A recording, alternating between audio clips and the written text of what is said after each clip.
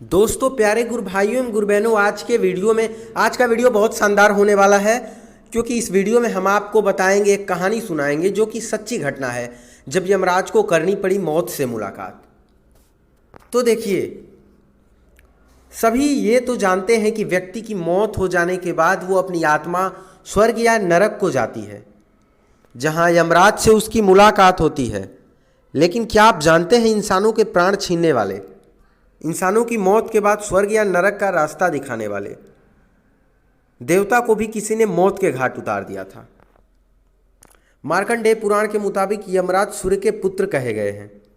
एक बार जब विश्वकर्मा की पुत्री संज्ञा ने अपने पति सूर्य को देखकर डर से आंखें बंद कर ली, तब सूर्य को अपनी पत्नी की ये गुस्ताखी पसंद नहीं आई, जिसके बाद गुस्से में सूर्यदेव ने अपनी पत्नी को श्राप दे दिया, जाओ, तुम्हें जो पुत्र होगा वो लोगों के प्राण लेने वाला होगा।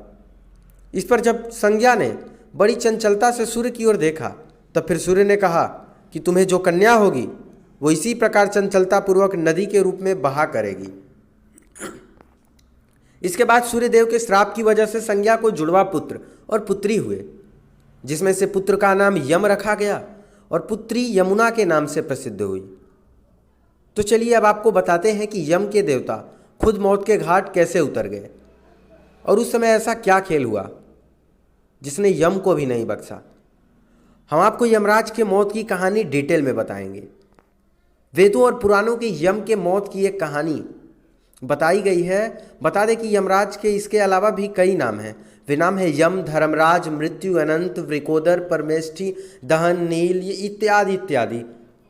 चित्रगुप्त भी हैं। बहुत समय पहले एक श्वेत मुनि थे जो भगवान शिव के परम भक्त थे।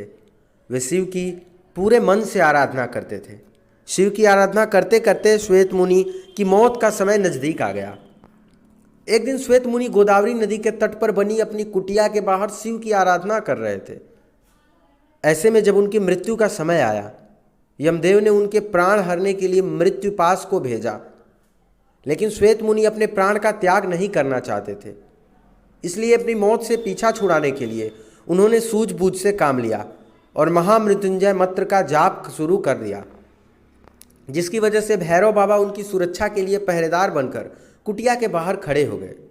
जब मृत्युपाश श्वेत मुनि के आश्रम पहुँचे तो देखा कि आश्रम के बाहर भैरव बाबा पहरा दे रहे हैं।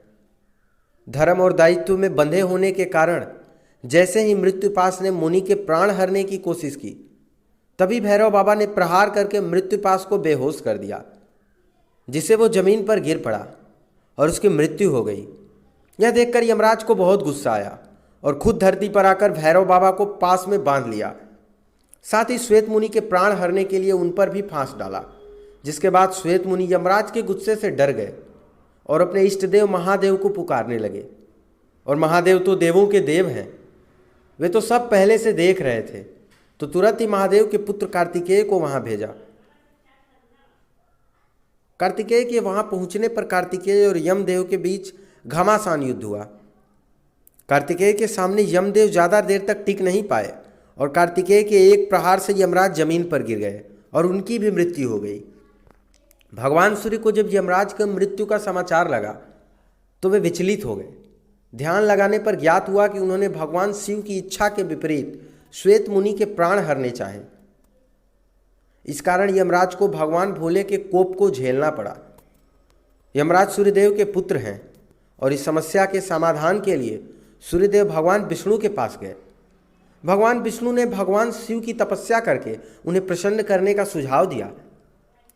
सूर्यदेव ने भगवान शिव की घोर तपस्या की, जिससे भोलेनाथ प्रसन्न होकर उन्हें दर्शन दिए और वरदान मांगने को कहा।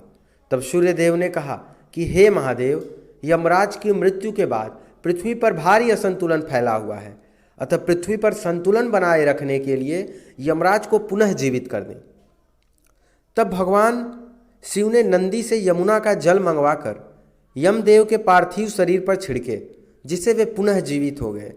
तो दोस्तों, इस कारण यमराज मौत के देवता होते हुए भी अपनी मौत को नहीं ठुकरा पाए थे। तो आप क्या ठुकरा पाओगे? तो दोस्तों, इसी प्रकार के वीडियोस और रहस्यमय वीडियोस तथा बाबा जय गुरुदेव के भविष्यवाणियाँ, संकेत इत्यादि जानने के लिए आप हमारे चैनल से जुड़िए और बहुत सारे लोगों को जोड़िए। हो सके तो चैनल को सब्सक्राइब करके बेल आइकन को प्रेस कर दें ताकि अगला आने वाला वीडियो का अपडेट सबसे पहले आप तक पहुंच सके। तो चलिए मिलते हैं अगली वीडियो में, तब तक के लिए सादर जय गुरुदेव, जय हिंद, जय भारत।